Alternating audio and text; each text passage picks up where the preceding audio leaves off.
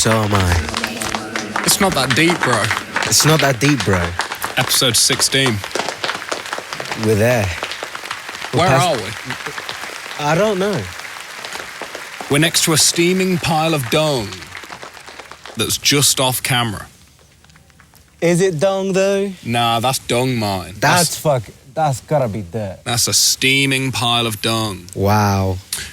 First of all, how are you doing? I'm really good. I'm alright. You're really good? Yeah. You said you were worse for wear last episode. What's changed? I got 10 days off. Whoa! You didn't tell me that. I know. That's what I'm telling you now. That's why I'm good. Okay. That is good. That's what's changed. I'm doing fine. Are you? I think so. You sure? I tell myself that. Well, on a daily basis. Fairly regularly. Why? Most mornings. Why? Just to make sure. For yourself? Yeah, just to... Make sure yourself. Yeah, just make sure I'm yourself is okay. I'm okay. Today, we're talking about Pinocchio. Pinocchio. When was that film made? Right. That film is 80 years old. 80 years old. Yeah. That came out... 1940. 1940, bro. I might be wrong. I think it's the second Walt Disney film ever. Second Disney film ever. Before Snow White. Or I could be really wrong about that, and Bambi's first. One of those three. They're the first three. The order they come in. Yeah, it's... I'm a little confused. That's right, but okay. It's really early. And it's just like a classic tale. Like, you were all aware of it before we watched it, weren't you? Yeah, of course, yeah. I've never seen the film, so... Yeah, you'd never seen that before? No. I did wonder if it was something that you'd seen before. Like, I'm not... It's a childhood classic. Yeah. And everyone knows it. But what did you think of it, Martin?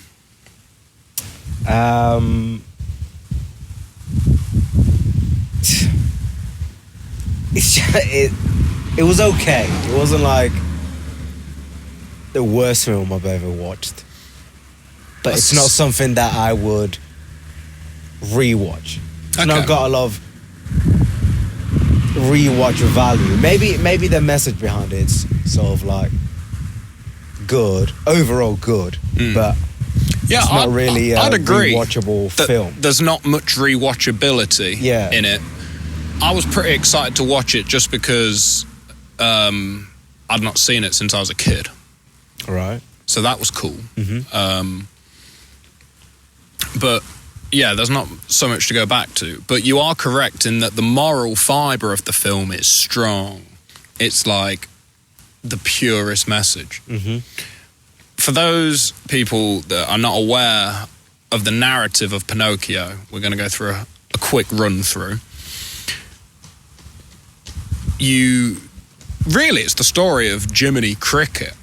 He's like the protagonist of the film, like really. Mm-hmm. It starts with him and it ends with him, sort of thing. He's the conscience. And Jiminy Cricket is a small cricket. There is a horse currently walking by. The horse has passed and Jiminy Cricket stumbles across a Italian clockmaker called Geppetto. And Geppetto, as I say, makes clocks, works with his hands, good man. He's building a puppet called Pinocchio and he's just finishing up and Jiminy Cricket just stumbles in just as he's putting the final touches on Pinocchio. That's right. And he has a wish that this could be a real boy. I don't know what he's saying on the wife front, but there does not seem to be a woman in his life. That's right. He makes a lot of clocks. Mm-hmm. A lot of clocks. So he wishes so many clocks. That this puppet would be a real boy. A fairy appears and makes the wish come true. And we meet Pinocchio. Fine young boy, you know, he's full of vigour and spirit, excited to go out into the world. Just like a normal... Like any child. Yeah, like any... Wants to explore. So then Pinocchio, you know, Geppetto says, we've got to go to bed because you're going to school tomorrow, basically. And he wakes up, and Pinocchio heads off out into the big wide world. By himself, bearing in mind. Well, yeah, by himself. Right. There's some things that we're going to hit some historical, cultural differences. A lot has changed since this film was made. A lot has changed. Did boys back then used to go by themselves? Or? I think kids could roam the streets of a village freely, certainly. And there was all these old films, Martin, like Chitty Chitty Bang Bang, Willy Wonka and the Chocolate Factory. There's all this whole thing about, like, a child catcher. Yeah, there's always... That was like a thing. In every film that's this old, and it's about children, there's always some sort of, evil force coming for the kids, basically. And this ties into that. You almost see it, like, when you see a film like this, and it's old, you almost know exactly what's going to happen. I wouldn't say this is the original. The Pied Piper of Hamelin may be the first narrative of that. Do you know about the Pied Piper of Hamelin? I do not. Oh, that's an interesting offshoot. It's a story about a small German town that apparently a man turned up to. They had a rat problem, this town, Hamelin. And this man appeared with a flute that said he could make all the rats disappear. And that did happen. He made all the rats disappear, but then by the end of the story, he ends up taking all the children of Hamelin. Yeah, by using the flute. By using the flute and takes them into a mountain. Now what? Into a mountain. He turned into a mountain? No. He takes them inside of a mountain. Right. Why? Does the story end there? Yeah, the story does end there. And it's as blunt as that. But then on the historical side of things, a load of dead children were found near this small German town. So they think it was like these children trying to escape the plague, and this weird myth has been constructed around it about this man turning up with a flute. But Pinocchio is of a similar ilk, because as Pinocchio heads out into the big wide world, he meets Honest John. Is that the name on it? Yeah, Honest John the Fox. Yeah. And which, come on. There's people, and then there's humanoid-looking animals. Well, that's just like a staple of old Disney films. Yeah, true. Like the humanoid and animals. Cricket with fucking feet. You watch all sorts of crazy like anime. No, don't even like get me started. It's not that I'm saying that's wrong. I'm just saying, like, obviously it's an old film, so this is something that they wouldn't put in something new. Well, they would. It'd just be done differently. There'll be a Pinocchio reboot. You watch. Yeah, but I don't think they'll change how they look. They'll still keep it the same way. But he meets Honest John the Fox and his companion, this, I don't know if, he's a cat. That doesn't talk. Anthropomorphic cat that doesn't talk. And they are untrustworthy characters, just instantly shady characters. Everything about them, from their clothes to the way they speak, well, one of them speaks, and the way they put themselves across is shady. Yeah, very shady. And they basically are aware of a talent, I don't know what you call Stromboli. Stromboli is a man that has come to town and he puts on a show, a puppet show. Yeah. And these two shady characters see Pinocchio and think, Stromboli's going to dig this stringless puppet. So they take Pinocchio. Well, they don't really take him. They kind of like convince him to willingly go with them. Mm-hmm.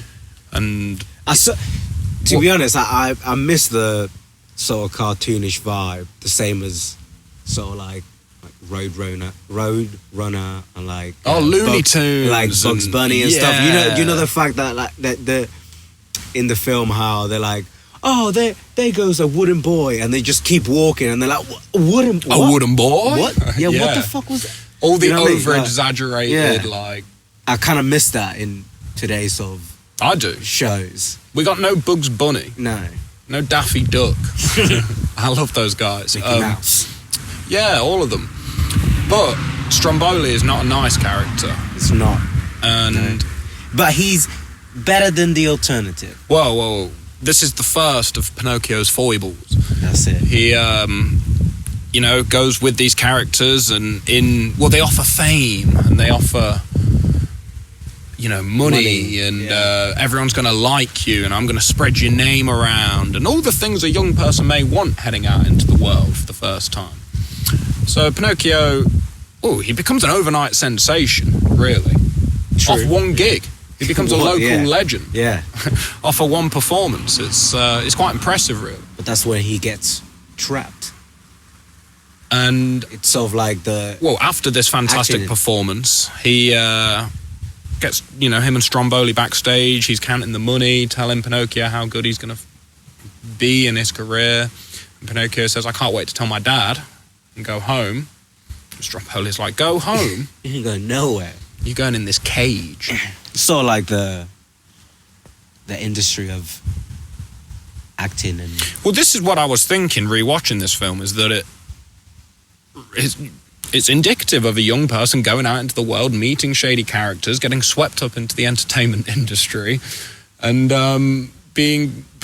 becoming a slave, basically selling their soul. That's it. And then just being like, what's the right word I'm looking for? Exploited. You know what I mean? Like, just, you've got a talent, I'm gonna use it to make myself money, and you're getting nothing. Nothing. Yeah. No. It's not a give and take. It's a completely exploitive relationship. Mm-hmm. That's right. That Stromboli constructs. But as you say, Stromboli is the lesser of two evils, and luckily the fairy that makes Pinocchio animate in the first place appears, and I just need to pause this. Why? Why? It stopped. It stopped? Yeah.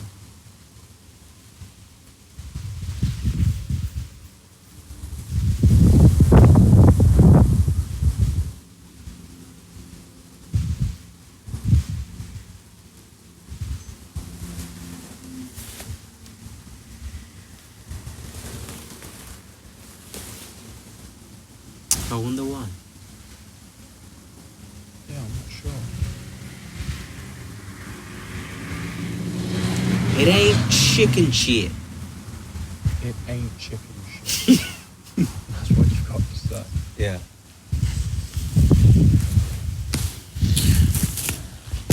Are we back? At it again with the white vans.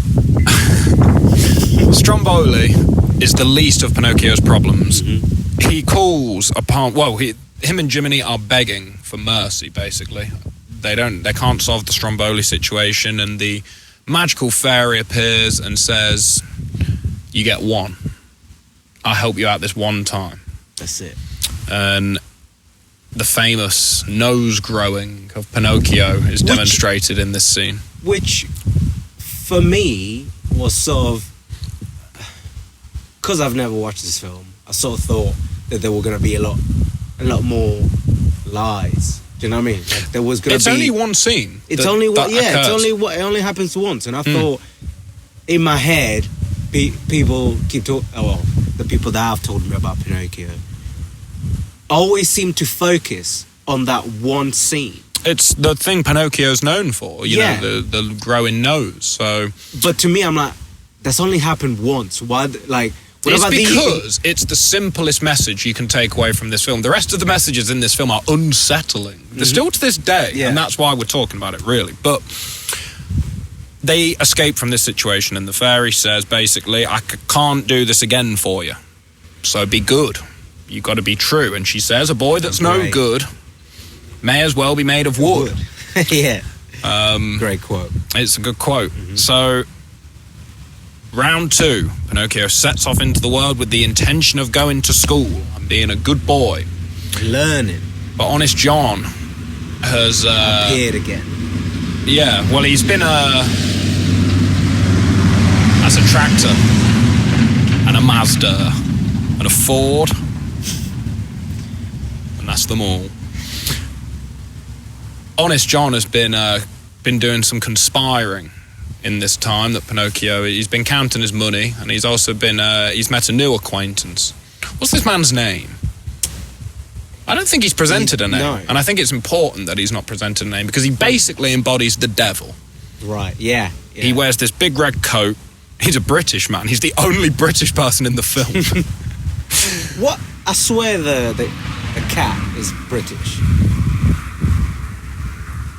Does the cat talk? Oh, The you fox. mean... The fox. Oh, yeah. No, the fox is more... The fox might be British. Yeah, it sounds He's British. European. Definitely. The film is set in Tomato, Italy. tomato. It's an Italian film. By Walt This whole Disney. story Okay. is an Italian story. Mhm. Did you know that? That it was an Italian story? No. Now you do. I mean, the name sort of gives it away. It's true. It's a very Italian-sounding name. Mhm. But this man, the nameless Devil. man, basically tells Honest John that he takes boys that are up to no good and takes them to Pleasure Island. Which in my head, Well, exactly. Today it has massive connotations. Yeah, and you're it's right. probably alluding to the things that you're thinking of in some sort of disgusting. very real way. And that's Mhm. why this film is cutting. Mhm. Really. But it's now, like, a bit... In the 1940s, there wasn't this sort of same feeling. Do you know what I mean? Like, same people would be like, oh, he's taking them to Pleasure Well, Island. I think this It's- film would have scared people back in the day, Martin. You think so? Oh, yeah. Then why would it be a children's film?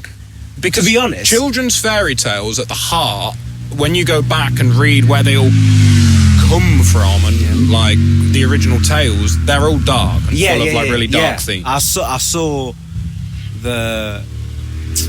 I wish I could remember what it said about Pinocchio, but I saw a post about all the Disney films and the actual stories behind them instead of what Disney has put out there. Yeah, Do you know what I Disney mean? definitely like makes them Or child.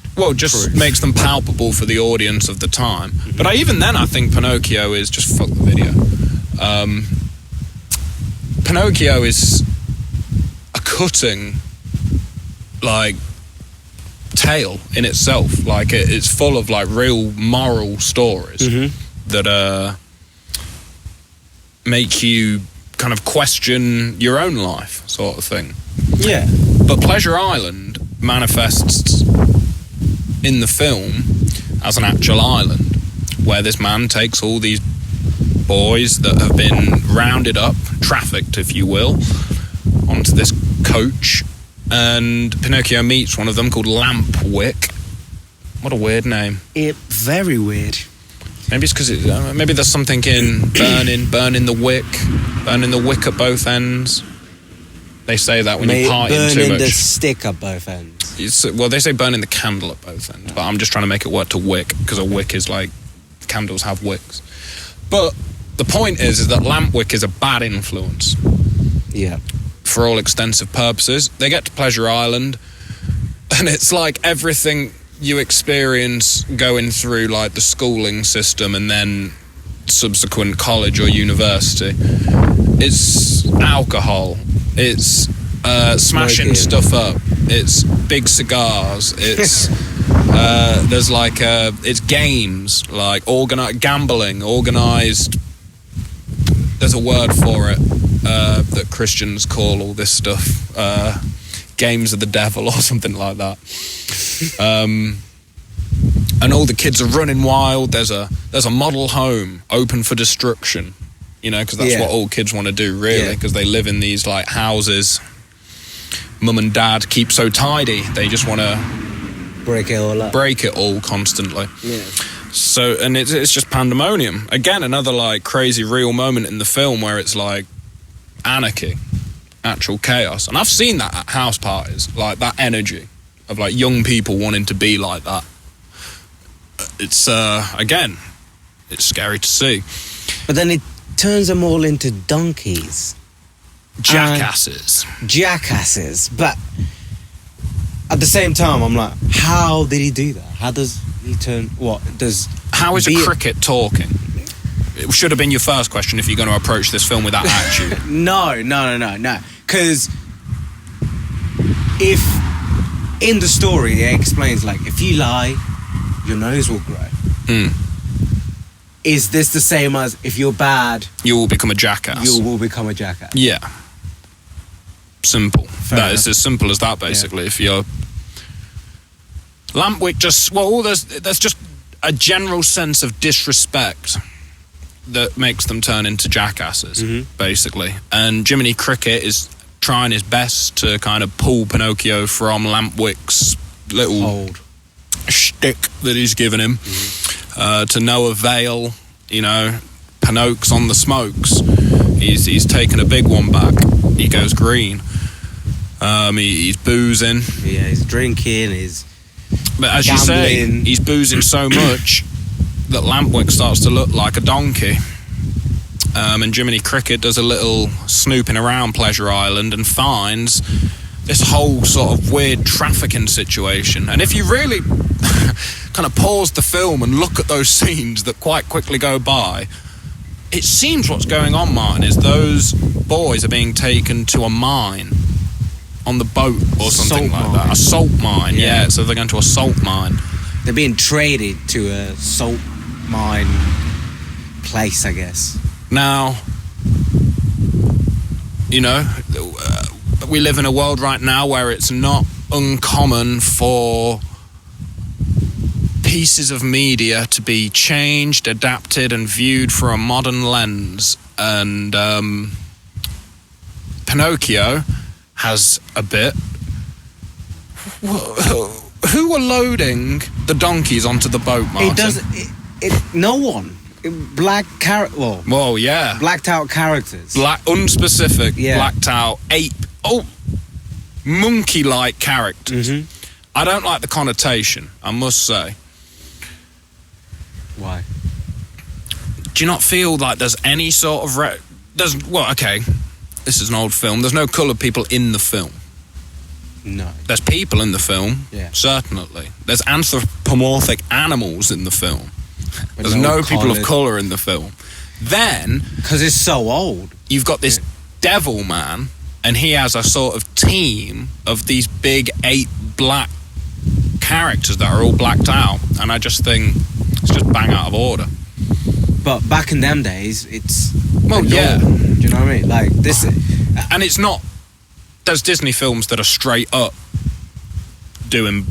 You know, showing racial stereotypes and portraying them and stuff like that. So I feel maybe... I mean, I've seen discussions about this on the internet. It's not just me that's pulling this up. But it's very ambiguous, those characters. And they're terrifying, really. Like... You almost want to know, like, who they are. Like, what... There's a whole mystique around them, definitely. As a kid, that scared... That whole sequence... where Lampwick turns into a donkey and terrified me. Really scared me. Why's that? Just because you... Oh, it's a fear, isn't it? You don't want that to happen to you. I guess I was listening to the film. And you were a good boy. Well, you learn that Pinocchio's quite a true tale. So, Pinocchio, Jiminy kind of... saves Pinocchio at the nick of time, although he does grow ears and a tail, so he's like midway through the process of becoming a jackass, basically.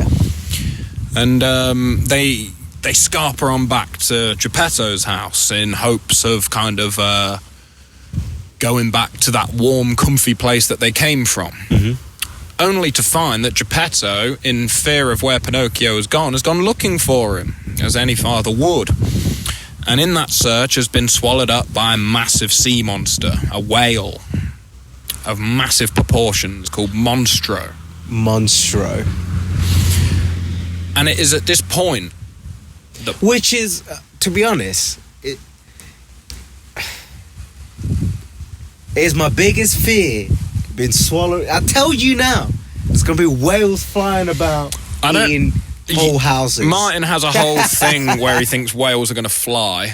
Have you ever seen Hitchhiker's Guide to the Galaxy? No. We should watch that film, but there are flying whales in that film that act in a manner that you're terrified of. So I'd be interested to put you through that experience, and maybe we can alleviate this whale fear. But go on. The fact that whale ate a boat doesn't seem logical. Right. You know what I mean? Like, the point of this obviously, it's a fairy tale. It's a fairy tale. It's not real. But at the same time, there seems to be like, what? All fish are okay, except for whales. They just eat boats all the time. Well, I think whales just eat everything that they see. I don't think they're going after boats. No, they don't. They don't eat everything they see. Have you not seen whales? They just glide like that, Martin. Like, they're not like looking.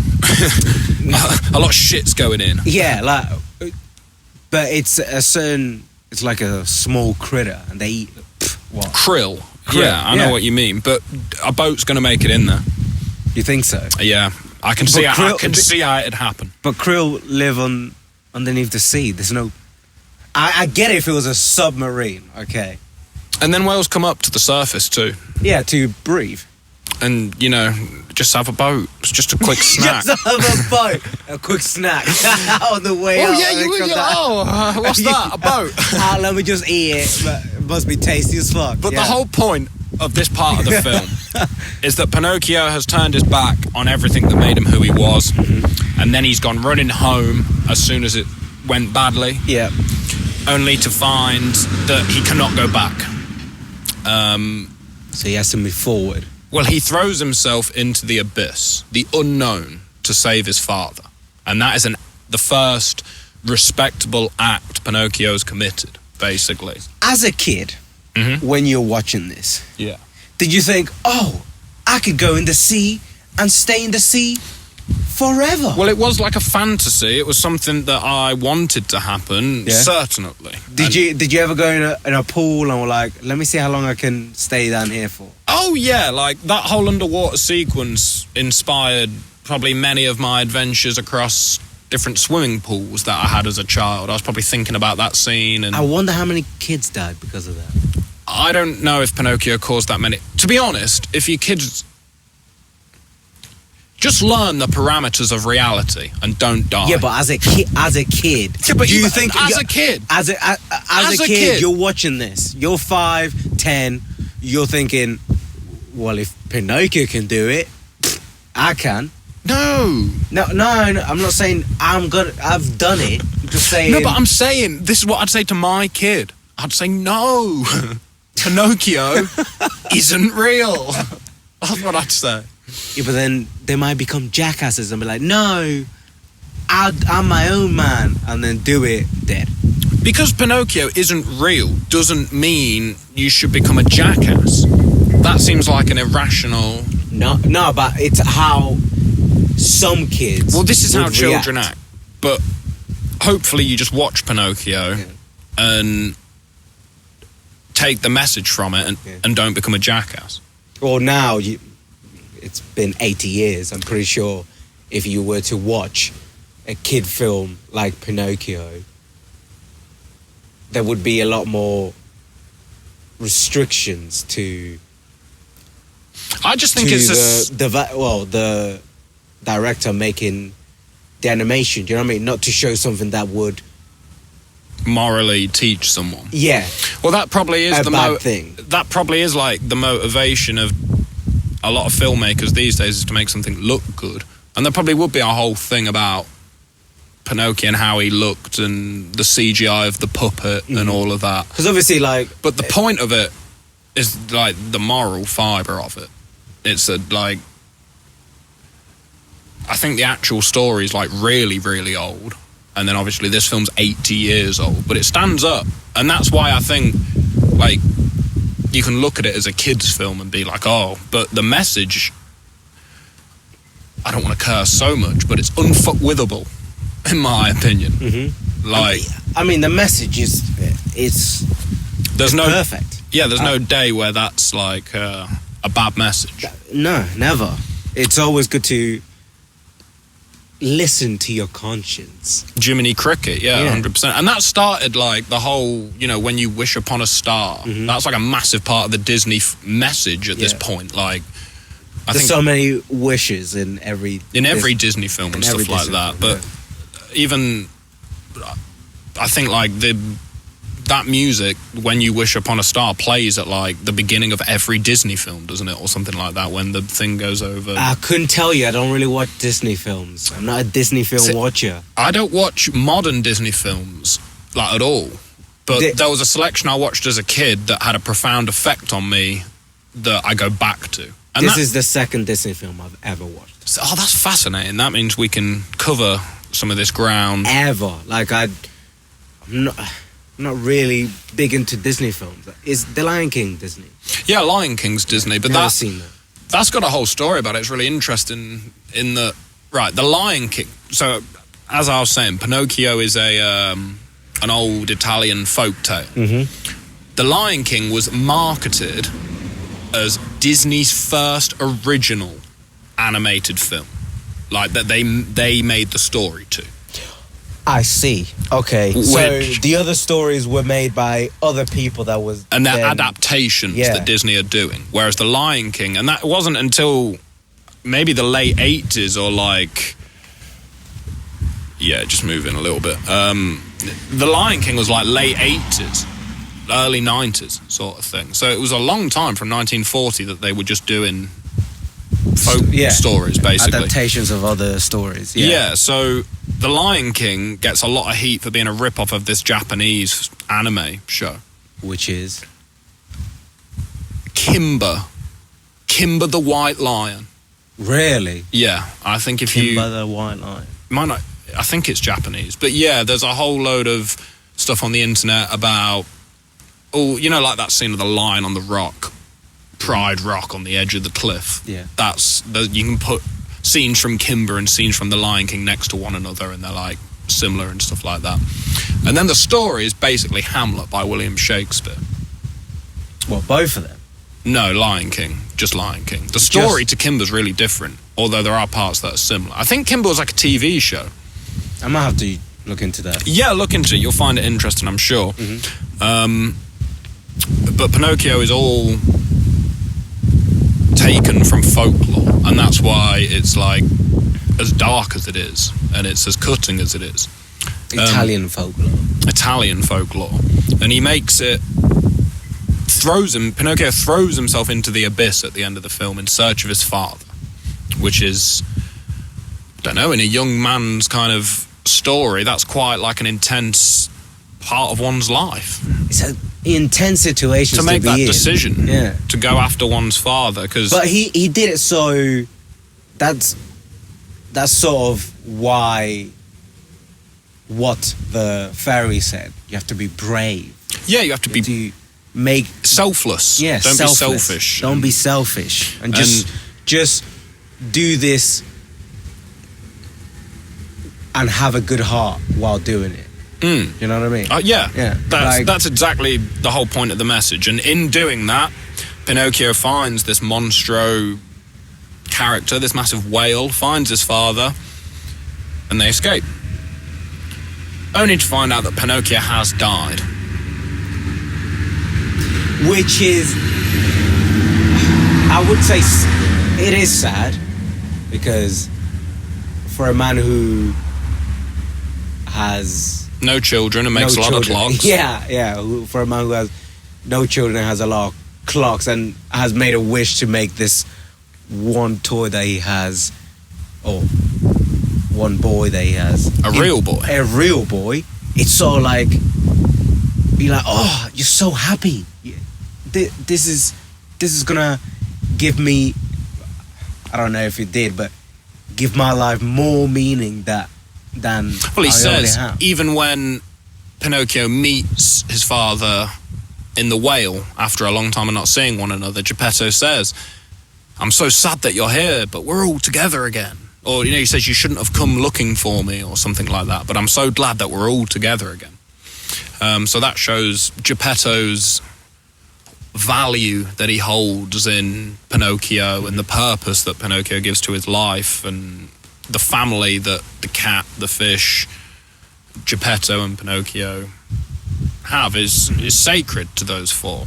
So to find out that Pinocchio has died upon exiting Monstro is quite upsetting to Geppetto. Yeah. But at the same time, he was brave every step of the way and always try to find a way to get out.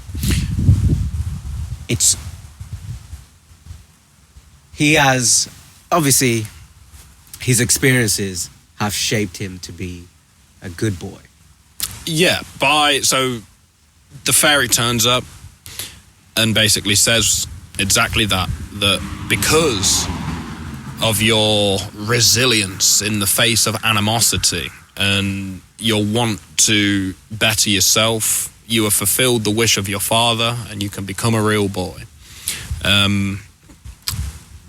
And that is the story of Pinocchio. Well, actually, as I said at the beginning, this is the tale of Jiminy Cricket, and Jiminy Cricket gets his official badge, conscience badge, that he can now proudly wear, and it's made of 18-karat gold. 18-karat gold. He can be a conscience to many other people now, and all dreams are fulfilled when you wish upon a star, which is the end. It's just a wonderful tale. Mm-hmm. I think that it's like one of the best stories going, Martin. It's really simple. You should show your kids it.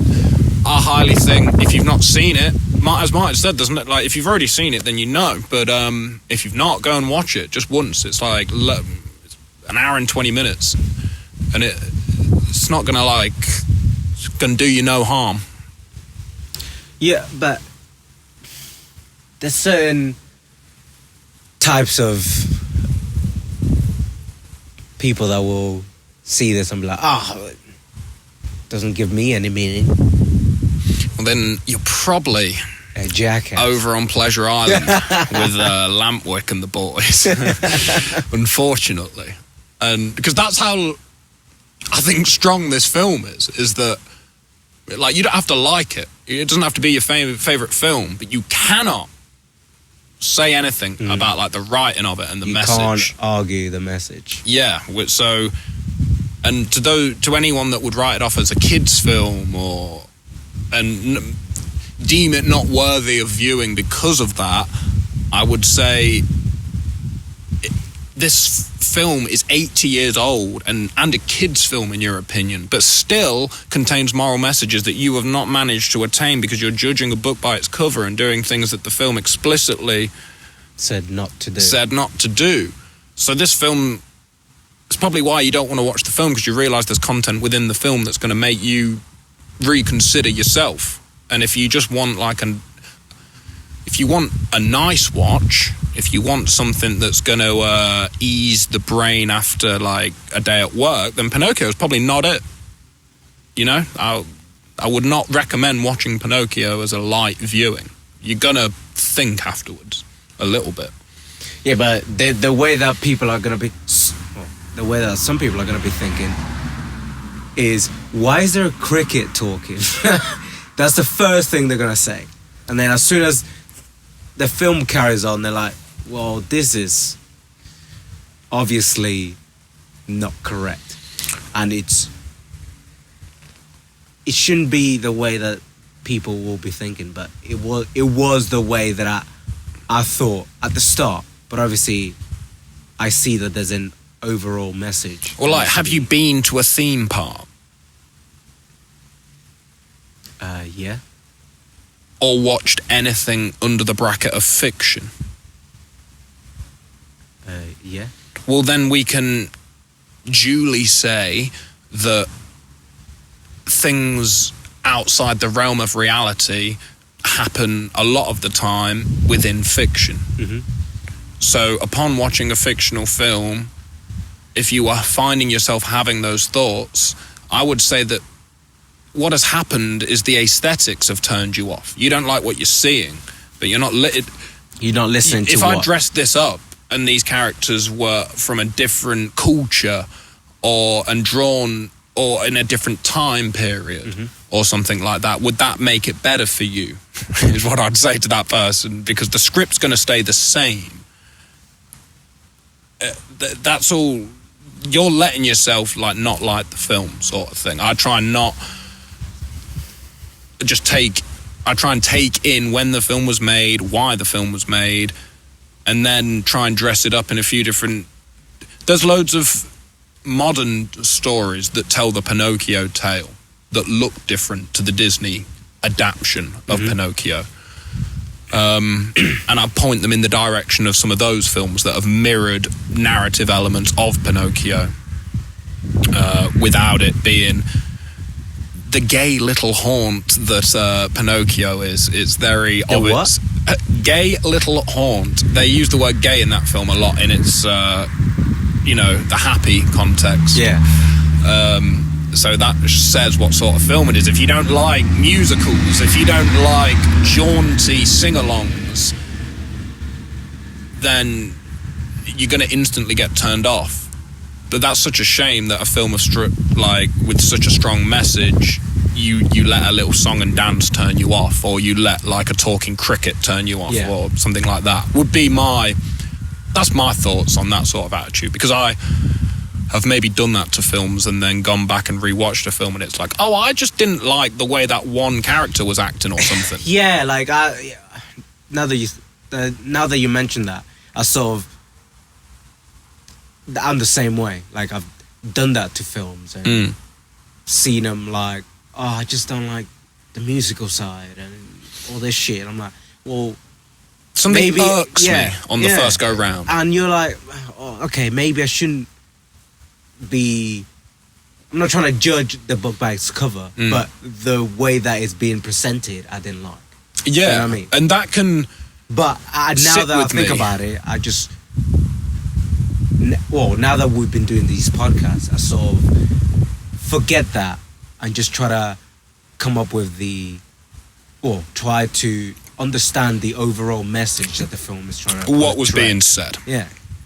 Which, because it's two different things, and I do it with books and films and TV. You know, I've read books before where, like, I've been like, that was terrible. I didn't, like, get anything from that. And then I don't read it for, like, a year. And then you reread it. But after some time, I start thinking, well, I didn't quite, like, understand what I read. So I can't really blame it. And then I start, like, maybe I should reread it. And I go back and I just make sure that I understand everything. And then it clicks, sort of thing. Sometimes it doesn't click afterwards. And you're like, oh, no, I just saw, like, 20 more things that I didn't like. To be honest, there's been times when I would watch or see something that wouldn't make sense to me, but then I'll be in a situation where that thing comes up that I watched or seen, and at the time I'm like, that I've just finished watching it, I would not understand it. But then when it happens in a situation in real life, holy shit, I understand. Well, you get it. You're like, well, I guess the thought process would be, oh, this is like that moment from that film. Yeah. Oh, that's why that film was showing me that moment. That's right. And it takes seeing the film. It happens a lot. It does. It has happened quite a lot. But that is the whole point of me, like, wanting to do this podcast, because I know, I say it about games as well, like how I take things from games and put them into real life, and that's what makes me sad about so many people that love to play games not engaging with their real life so much. I can't help but notice in films that there's messages, and seemingly some of the films contain some of the same messages, and it seems like a lot of people that make films all think the same, coincidentally. There's a lot of, like, overlapping themes and stuff like that, and it's just such a shame to think, because you didn't like the fact that there was, like, a song or someone wore something you didn't like, or a small aspect of the film ruined the whole thing the person that made it was trying to do. And it's like, oh God, that's crazy. That must be horrible being on the other side. Like, but at the same time, if somebody's thinking that way, then they don't really care about the overall message anyway. Do you know what I mean? Like, it's not meant for them. They're not ready to digest it. That's it. And it may be like, oh, it's crazy for us to think of someone thinking that way. But to them, it's like, well, I don't really care about it. So, and I think we live in a world where you hear about like the 27 Club. That's like the idea of all these like artists and entertainers that have died at the age of 27. Well, like in 2020, we're living in like the 17 Club. Like, people are dying younger and younger and younger. All these all these young entertainers that, due to the pressures of fame, it's not all that, it's upbringing, it's where they're coming from, and then when they receive a large influx of attention and material possessions and money, because it's so juxtaposed, it's like a slingshot and they can't control it, and then to cope with it all, they start using drugs. But without it becoming all victimy, the whole industry is set up for that to happen. It has facilitated it. Now, that would be a conspiracy theory 10 years ago, but post-Weinstein, post-Me Too and all of that, I think we can say that the entertainment industry is set up to milk artists of content with little regard for their mental and physical health. I think that's right. A decent way of putting it. That's right. Now, isn't it mad that Pinocchio basically says that? Yeah. And that was made 80 years ago. Like 80 years ago. Yeah. Based off of, like, I've never read like an original telling of Pinocchio. I don't know what capacity Stromboli takes in the older one. Do you think that in the actual story of Pinocchio, I know that it's a lot darker than the actual film, do you think that all these messages that are in the film are also portrayed in the story in some I'd be way? interested to see, because although that film, when you watch it, to you, I bet it seemed old and like of its time. I didn't think it was 80 years old. I thought, okay, yeah. It looks good though for 80 years, doesn't it? For 80 years, I thought. But still, I thought it was like made in the fucking 70s, 80s. When that came out, I think it was seen as like well, it's like now when you hear a book's being made into a movie, you're like, oh, it's one of those films sort of thing. I think Pinocchio would have had that vibe. People have been like, oh, this new upstart company, Disney, taking a classic and trying to ruin it. But wouldn't it be like, imagine being like, seeing this film in the 1940s, the day it's released. Well, that this is would what be I mean. black and white. I thought it would have been like scary. It would have been black and white. Nah, I think these were like the first films to be released in colour. Are you sure? Yeah, they're presented, and it says at the beginning in Technicolor, and that was like the big deal. Wizard of Oz is in colour, and that's 30s. Really? Yeah. Fair enough. But it was a big deal that Wizard of Oz was in colour, and it starts off black and white. So really? Yeah, we'll watch Wizard of Oz at some point, because that has similar, it looks like this light film, but it's full of real dark sort of points. But I think you'll find that across all ancient kind of mythology and then folklore. It's only within the past like 250 years that we've like kid stories have become like real sanitized. The whole point of a kid story was to get a point across to a kid. Like, the moral of the story is the whole point of the storytelling device. That's probably why storytelling exists within humanity. It was a way, before science and before electronics and before books and data collection, it was a way of telling a concept to a person. And I think, people long ago worked off animals were the first celebrities. And that's why all ancient cultures worship animals in the way they do. It's because you wouldn't have a reference point for talking about a character like Honest John. Honest John is a fox for a reason. Foxes are known for being like shady, kind of shady, hanging out around bins, stealing your food and stuff like that. And making weird noises. Before the internet and all the nature shows we have that tell us about foxes, people just knew this. And therefore that's how you end up with the Disney film where this character is a fox. It's like they're relying on that old folklore kind of way of storytelling. But because technology was where it was at, they could show it on screen. And that's where all these human animal fucking hybrids come from, basically. It's like a mix of technology and mythology, but in heads. Put together. And just wrapping up, because we're losing daylight. Losing daylight. It's nice, though. It's a nice vibe. I hope when I get this into a computer, there's not too much wind. Me too. Because I enjoy doing these outside recordings, you know? If not, we could probably do it at a different time where it's not so windy today. I don't know. It's been incredibly windy today. Very and windy. Considering how windy it's been today, I think we've been really lucky. Because I was at work and like palm trees were getting knocked over and stuff. So it was pretty bad. Doors were slamming. But yeah, Pinocchio. Walt Disney, 1940. If you've not seen it, go and watch it.